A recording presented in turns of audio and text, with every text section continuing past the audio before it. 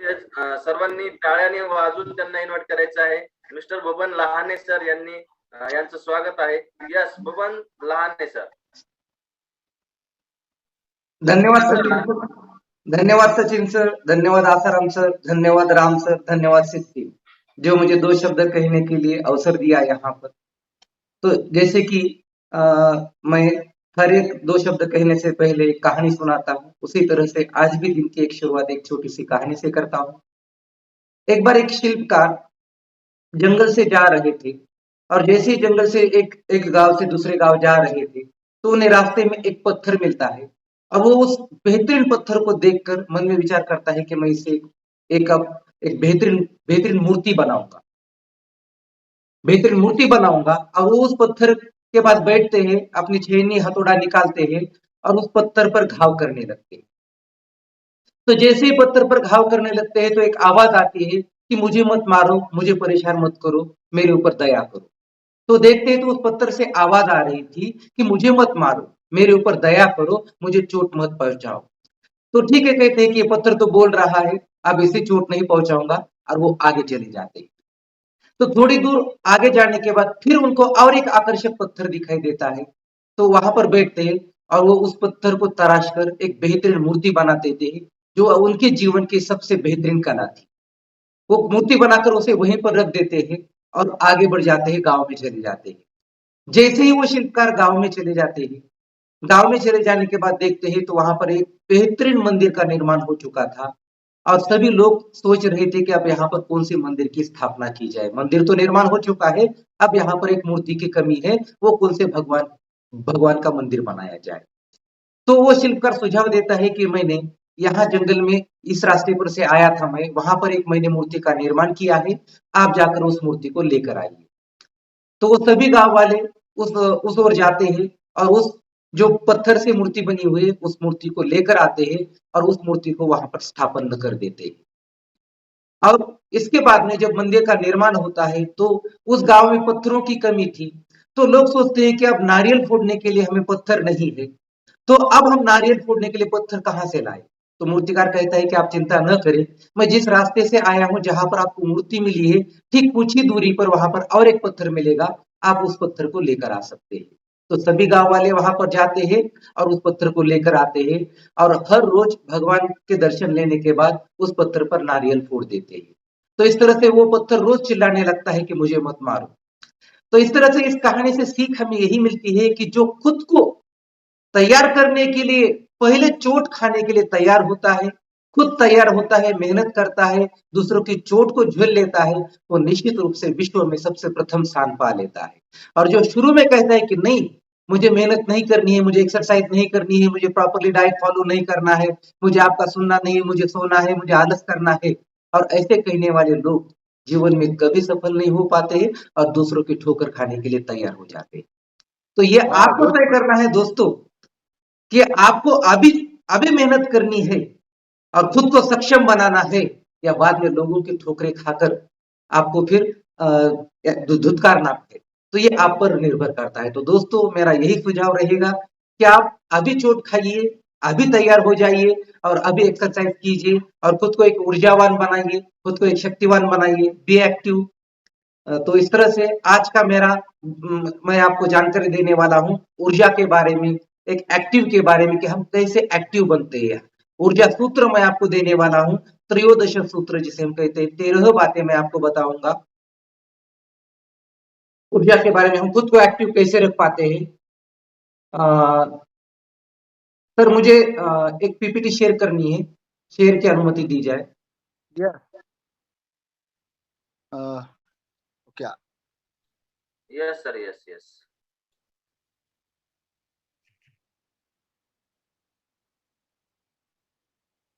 Yes Ajinkya sir आहेत call वरती। Yes, एकच मिनिट। यस शेअर करू शकता सर तुम्ही। ओके, धन्यवाद। नहीं सर, ट्राय करा, शेअर होते का? नहीं हो रहा है सर अभी।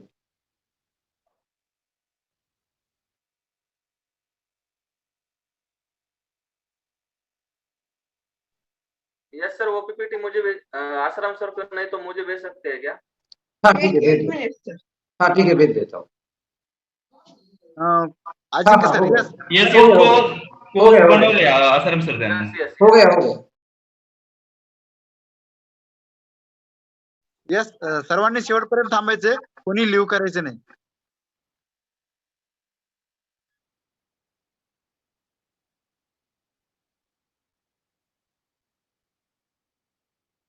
यस शेअर होते. हाँ, तो आज का हमारा सूत्र है ऊर्जा प्राप्त करने के लिए, एक्टिव रहने के लिए, हाउ टू बी एक्टिव. तो एबीसीडी वेल पास आज का हमारा सूत्र है, ABCDEF वेल पास. तो इसके द्वारा मैं आपको जानकारी दूंगा कि ABCDEF और वेल पास का अर्थ क्या होता है. तो ये मैं आपको जानकारी दे दूंगा. चाहे तो सभी एक बार स्क्रीनशॉट निकाल सकते हैं.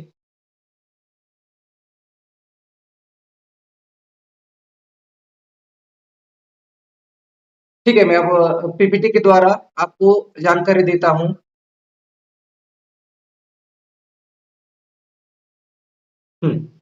तो सबसे पहले ABCDEF वेल पास में सबसे पहले बात आती है ए की, अर्थात अवॉइड स्पाइसी आइटम्स, अर्थात आपको मसालेदार पदार्थ नहीं खाना है. बहुत से लोगों ने सुना होगा कि ज्यादा मसाला खाने से अपने सेहत में हानि पहुंचती है और हमें ज्यादा गुस्सा आता है. तो यदि हमें शांत रहना है, खुद को शांत रखना है, दिमाग को शांत रखना है, तो हमें मसालेदार पदार्थ हमें नहीं खाने चाहिए. दूसरी बात है बी, अर्थात ब्रेकफास्ट. सुबह का हमारा जैसे ही हम एक्सरसाइज करते हैं उसके बाद में हमारा ब्रेकफास्ट हेल्दी होना चाहिए. और जो भी लोग हेल्दी ब्रेकफास्ट खाते हैं निश्चित रूप से उनका दिन पूरा ऊर्जा के द्वारा संचरित हो जाता है, पूरे दिन उनमें उनके अंदर ऊर्जा रहती है. तो इसलिए आपका ब्रेकफास्ट हेल्दी होनी चाहिए, न कि बाहर जाकर कोई ऐसा ऊट पटांग आप खाएंगे. तो इस तरह से ब्रेकफास्ट आपका हेल्दी होना चाहिए. फिर सबसे महत्वपूर्ण बात आती है सी, सी फॉर कैलोरी मैनेजमेंट. यदि आपको आपका वजन कम करना है तो निश्चित रूप से आपको कैलोरी मैनेजमेंट पर ध्यान देना होगा. बीएमआई चेक करना होगा, आपका वजन कितना कम करना है देखना होगा, कैलोरी का इनटेक आपको कितनी कैलोरीज हर रोज लेनी चाहिए और आपकी कैलोरीज कितनी बर्न होनी चाहिए, ये आपको सबसे पहले आपको देखना जरूरी है. तो कैलोरी मैनेजमेंट सबसे बेहतरीन है और ये कैलोरी मैनेजमेंट यदि कर सकते हैं आपकी कोई, तो हमारे वेलनेस कोच के सिवाय और कोई नहीं कर सकता. तो इसीलिए अपने वेलनेस कोच से मिल लीजिए, निश्चित रूप से वो आपको कैलोरी मैनेज कैसी करनी है, वेट लॉस कैसे करना है या वेट गेन कैसा करना है, ये आपको बता देंगे. तो इसलिए कैलोरी मैनेजमेंट सबसे महत्वपूर्ण है यदि आपका वजन कम करना है तो. इसके बाद में D, D for don't eat anything after dinner. कुछ लोग रात का खाना खा लेते हैं और रात का खाना खा लेने के बाद उन्हें कुछ और अच्छी चीज खाने को मिल जाती है तो वो निरंतर खाते रहते हैं. तो सबसे महत्वपूर्ण बात है एक बार हमारा खाना हो गया और वो भी खाना लगभग 7 बजे के आसपास ही कर लीजिए ताकि समय मिलेगा और उसके बाद वो खाना पूरी तरह से सोने से पहले हजम हो जाएगा. तो इसलिए खाने के बाद में आपको कुछ भी नहीं खाना है, इस बात का निश्चित रूप से पालन करें. और वेलनेस कोच इसके बारे में बता दीजिए कि रात के खाने में आपके क्या होना चाहिए, ये हमारे वेलनेस कोच आपको बता देंगे. इसके बाद में आता है ई, ईट स्लोली. आप धीरे धीरे खाइए, धीरे धीरे खाइए. जल्दबाजी में आज हम इतने बिजी हो चुके हैं, शेड्यूल इतना बिजी हो चुका है कि खाने के लिए भी हमें समय नहीं मिल पा रहा है.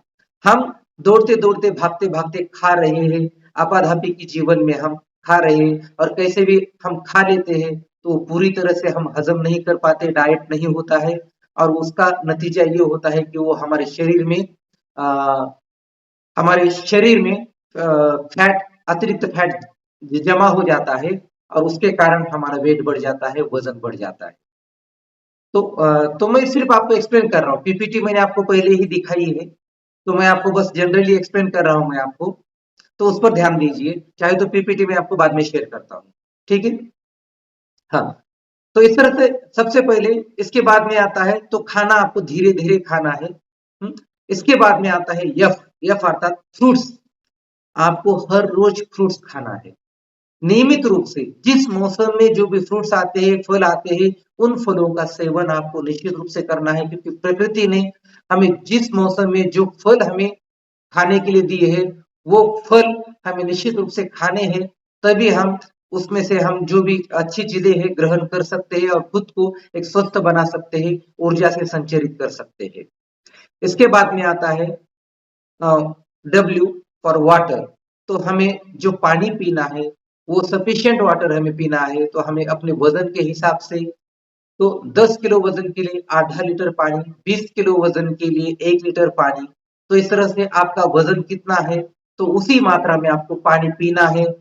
उससे थोड़ा सा ज्यादा पिया तो भी चलेगा, लेकिन कम पानी नहीं पीना है। तो इसीलिए वजन के हिसाब से वाटर हमें पानी पीना है। इसके बाद में आता है ई। ई अर्थात ईट समथिंग विदाउट गैप। तो हमें बिना कोई गैप रखे हमें खाना है। नहीं तो कुछ क्या हो जाता है, मान लीजिए हम नाश्ता करते हैं सुबह 7 बजे, बाद में कोई 10 बजे खाना खा लेते हैं, और फिर 10 बजे खाना खाने के बाद सीधा उसके बाद में रात में 6 या 7 बजे या 4-5 बजे खाना खा लेते हैं। तो दो खाने के बाद में बहुत बड़ा गैप रहता है। तो ये गैप आपको नहीं रखना है। तो इस तरह से निरंतर आपको कुछ ना कुछ खाना है। 7 बजे आपने न्यूट्रिशन शेक लिया है, 10 बजे आप स्प्राउटेड मटकी या आदि कुछ खाइए, हेल्दी डाइट ब्रेकफास्ट ले लीजिए। 10 बजे के बाद में आप 1 बजे आप लंच कर लीजिए। 1 बजे के बाद 5 बजे फिर से आप जो है ड्राई फ्रूट्स या अन्य कुछ हेल्दी डाइट खा लीजिए। फिर 7 या 8 बजे अपना डिनर खा लीजिए। तो इस तरह से हर 3 या 4 घंटे में आपको कुछ ना कुछ खाना है। निरंतर आपको कुछ ना कुछ खाते रहना है।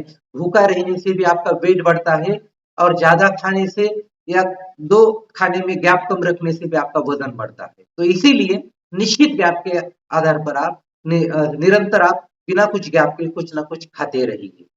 इसके बाद में यल आता है, यल आता अर्थात लो। तो लो मतलब कम सॉल्ट और sugar, low intake of salt and sugar. तो आपको सबसे पहले नमक और शक्कर, इसका सेवन आपको कम करना है। और सबसे पहली बात आपको बताऊं, जो भी सफेद चीजें होती है उनका सेवन कम करें। मीठ, नमक भी सफेद होता है और शक्कर भी सफेद होती है। तो इनका सेवन जितना कम करेंगे उतनी आपकी सेहत अच्छी रहेगी, आप अन्य बीमारियों से आप बचे रहेंगे। तो इसलिए आप लो सॉल्ट एंड शुगर का इंटेक कीजिए। इसके बाद में आता है पी अर्थात प्रोटीन। तो आपके शरीर के विकास के लिए, वृद्धि के लिए प्रोटीन की मात्रा आवश्यक है, जो आजकल आपको प्रोटीन सही मात्रा में नहीं मिल पा रहा है। प्रोटीन के चक्कर में आप फैट को भी ग्रहण कर लेते हैं। तो सही प्रोटीन आपको यदि निश्चित रूप से लेना है तो बैलेंस डाइट के माध्यम से ही आप सही प्रोटीन ले सकते हैं। नहीं तो सही प्रोटीन आपको कहीं पर भी नहीं मिलेगा। प्रोटीन लेने के चक्कर में आप अनावश्यक चीजों को भी ग्रहण कर लेंगे, और अपने शरीर के आकार को भी आप बदल देंगे, और उसमें आप बहुत सारे बदलाव अलग से आ जाएंगे, जिसमें फैट अतिरिक्त आपके शरीर में आ जाएगा। तो सही प्रोटीन की मात्रा आपको लेना जरूरी है। इसके बाद में A for avoid carbohydrate at night. तो रात को कार्बनिक पदार्थों का सेवन आपको नहीं करना है। सुबह करेंगे तो आपके लिए बहुत ही फायदेमंद लाभदायक रहेंगे, लेकिन रात को यदि आप कार्बोहाइड्रेट वाले पदार्थों का सेवन करेंगे, रात में यदि आप रोटी चावल यदि आप खाते हैं तो आपके सेहत के लिए हानिकारक होता है। तो निश्चित रूप से कार्बोहाइड्रेट वाले पदार्थों का सेवन रात में मत कीजिए।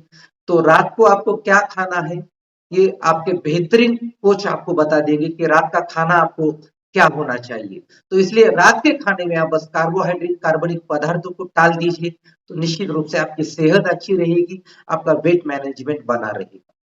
इसके बाद में आता है यस अर्थात सूप। आपको वेजिटेबल का सूप आपको ग्रहण करना है, और ये अनुसंधान से ये पता चला है कि जो भी सूप ग्रहण करते हैं निश्चित रूप से 20% उनका वेट लॉस हो जाता है। 20% वो अपना वेट का लॉस करते हैं। तो जो भी खाने से पहले या कभी भी सूप ग्रहण करते हैं वेजिटेबल्स का, तो वो निश्चित रूप से अपना वजन कम कर लेते हैं। और जो बाहर की चीजें खाते हैं, कोल्ड ड्रिंक पीते हैं, बाहर के समोसे आदि खाते हैं, निश्चित रूप से उनका वेट बढ़ता है, वजन बढ़ता है। तो इसीलिए तो उसकी जगह पर आपको सूप ग्रहण कर लेना है। और सबसे महत्वपूर्ण बात है यस अर्थात स्लीप, टेक स्लीप प्रॉपरली। तो हमें नींद जो है वो सफिशिएंट लेना है। तो हमें निश्चित रूप से 7 घंटों की नींद लेना है, और दोपहर की नींद को टालना है। जो कोई भी दोपहर में सोते हैं वो निश्चित रूप से अपनी अपनी सेहत कि सेहत को क्षति पहुंचाते हैं। तो इसलिए दोपहर में सोना नहीं है और रात में 7 घंटों की नींद लेना है। आजकल लोग देखते हैं कि रात में मोबाइल देखते हैं या टीवी देखते हैं, परिवार के साथ बातें करते हैं या पढ़ाई करते हैं और देर रात तक जागते रहते हैं, 12 बजे तक, 1 बजे तक या 11 बजे तक जागते रहते हैं और सुबह 7-8 बजे उठते हैं, या सुबह जल्दी उठते भी है तो रात में देर को सोते हैं और बाद में मेरी नींद कम हो गई इसलिए दोपहर में सोते हैं। तो दोपहर की नींद को टाल दीजिए और रात में जल्दी सोइए और जल्दी उठिए। तो यही है सफलता का राज, एक सही ऊर्जा का राज, अपनी सेहत का राज। तो इस तरह से अपने सेहत को यदि बनानी है, अपने आप को ऊर्जावान बनाना है, एक्टिव बनाना है, तो निश्चित रूप से इन बातों का आप पालन कर लीजिए और इस तरह से अपने डाइट पर नियंत्रण रखिए कि आपको कौन सा डाइट लेना है, हेल्दी ब्रेकफास्ट क्या है, हेल्दी डिनर क्या आपको लेना है। तो ये आपके वेलनेस कोच से पूछ लीजिए, निश्चित रूप से वो आपको बता देंगे। ये विश्व का विश्व प्रसिद्ध संपूर्ण सकस आहार, जिसे 350 से अधिक वैज्ञानिकों ने अनुसंधान करके बनाया हुआ है हमारे लिए कि दिन का हमारा दिन भर का डाइट क्या लेना है। और ये लगभग 10 माह से मैं इस डाइट का ग्रहण कर रहा हूँ। तो जो मैं पहले मुसीबतों से जूझ रहा था, उन मुसीबतों से छुटकारा मुझे निश्चित रूप से मिल गया है और आजीवन मैं संपूर्ण सकस आहार को ग्रहण करूंगा। धन्यवाद मेरे coach Sachin sir, Asaram sir और राम सर, जिन्होंने मुझे यहाँ पर लाकर ये संपूर्ण सकस आहार प्रदान किया और 24 घंटे मेरे अंदर ऊर्जा का संचार होता है। और यही कारण है कि मैं न केवल अपने आप में बल्कि पूरे परिवार में और पूरे अपने परिवार में, दोस्तों में, विद्यार्थियों में इस तरह के बदलाव लाकर उनको भी मैं एक स्वस्थ रहने की एक बार उनको भी ऊर्जा देता हूँ और स्वस्थ रहने का उनको मार्गदर्शन करता रहता हूँ। तो धन्यवाद राम सर, धन्यवाद system, over to you Ram sir, धन्यवाद।